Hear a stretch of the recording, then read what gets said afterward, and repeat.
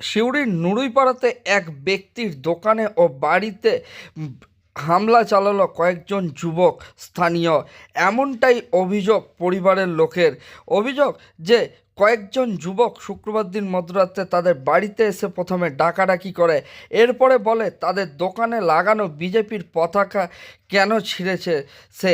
এমনটাই অভিযোগ তোলার পরেই তার বাড়িতেই হামলা চালায়, এরপরে তার দোকানেও হামলা চালায় সেই কয়েকজন যুবক। এমনটাই অভিযোগ পরিবারের লোকজনের, এবং পরিবারের লোক ইতিমধ্যেই বিষয়টি নিয়ে আতঙ্কিত হয়ে পড়েছে।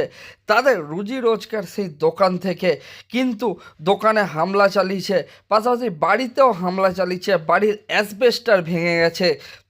এতেই কিছুটা হলেও আতঙ্কিত হয়ে পড়েছে সেই বাড়ির মহিলা। তিনি জানিয়েছেন যে আমাদের দোকানে কোনো বিজেপির পতাকা লাগানো বা ছেঁড়া এই নিয়ে কোনো কিছুই তিনি জানেন না।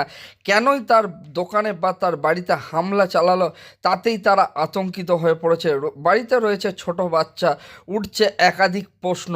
ইতিমধ্যেই সমস্ত বিষয়টিকে নিয়েই তদন্ত শুরু করেছে সিউড়ি থানার পুলিশ, এবং কারা হামলা চালালো তাদের সেই খোঁজও শুরু করেছে সিউড়ি থানা পুলিশের পক্ষ থেকে। শনিবার দিন সকাল 8:30 নাগাদ এমনটাই ঘটনা প্রকাশ্যে এসেছে।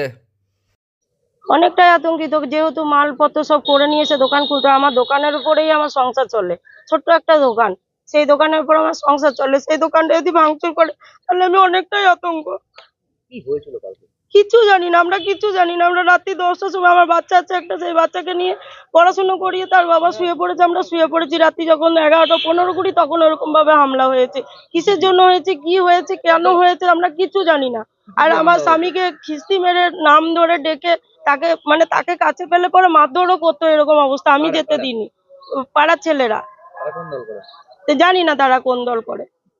আমি পার্টিতে থাকি না, আমি পার্টির বিষয়ে কিছু জানি না। কারা কোন দল করে, কারা কি নিয়ে থাকে, সেসব কিছু জানি না। আমি তো অবাক হয়ে পড়লাম যে আমার উপর এরকম ভাবে হামলা হলো কেন। আমার স্বামী প্রচন্ড শান্তশিষ্ট মানুষ। আমার স্বামী কাউরির সাথে পাশে থাকে না, কাউরি ধারে পাশে থাকে না, কাউরি কাছে জুলুমবাজি করে না, ঝগড়াঝাটি অশান্তি কিছুতে থাকে না।